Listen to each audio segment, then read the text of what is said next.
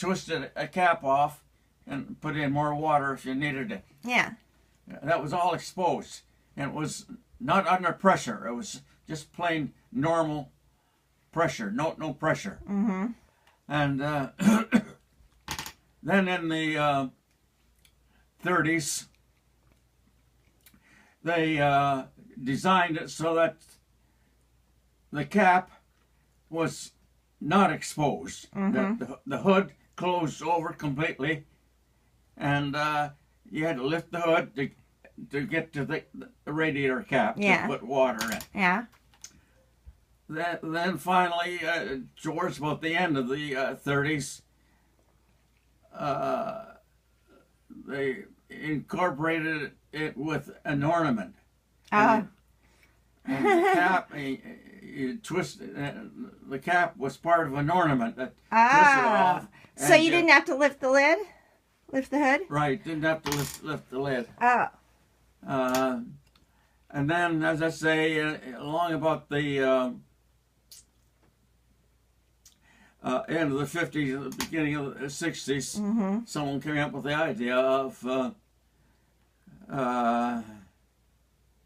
putting a plastic container up there under the hood, close to the radiator, that when the engine got hot and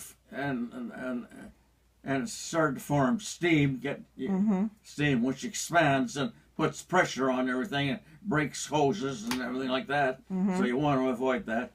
So they put this plastic container in there close to the radiator, and had a line connecting from the radiator, and the excess steam and water would go into the plastic container. That was the beginning of this plastic deal. Okay. And then from that point on, from the 60s on, it became a little more sophisticated in which it was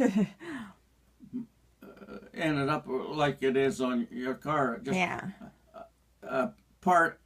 almost a part of the radiator. The radiator itself was self-contained, didn't have a lid to it. If you added more water or something, you took it off this plastic container, and it was all under pressure, about 15 pounds of pressure, and you had a relief cap on there that would open up when if the engine got hot and the hot water turned to steam, and which can explode. Steam expands at a hell of a rate. But Volkswagens didn't have radiators? Huh? But Volkswagens didn't have radiators? Oh, it had an air-cooled engine. Right. Didn't have a radiator. Right. Right. That was the beauty of the Volkswagen. Made it more simple. Okay. But they don't have as much power. Is that right? Oh yeah, sure they had. Yeah, like a Porsche. They're the same. Yeah, no, they had both sides, but the Porsche back in those days, I think, had the air-cooled engine like the Volkswagen. Yeah. No, you can get as much power out of them. That doesn't stop you from having power. Oh. Because you set it up for the air itself.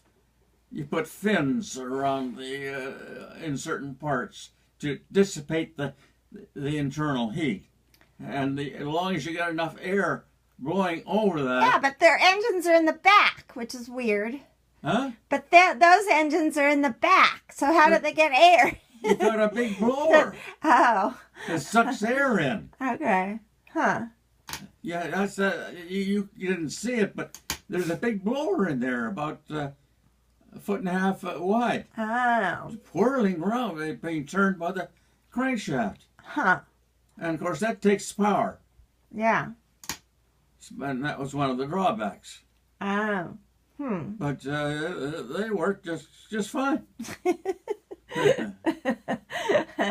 But it also made them a little noisier. Oh. Oh. your present engines with the water and everything in it helps to deaden the sounds that come out of an engine. Oh, okay. You see. Okay.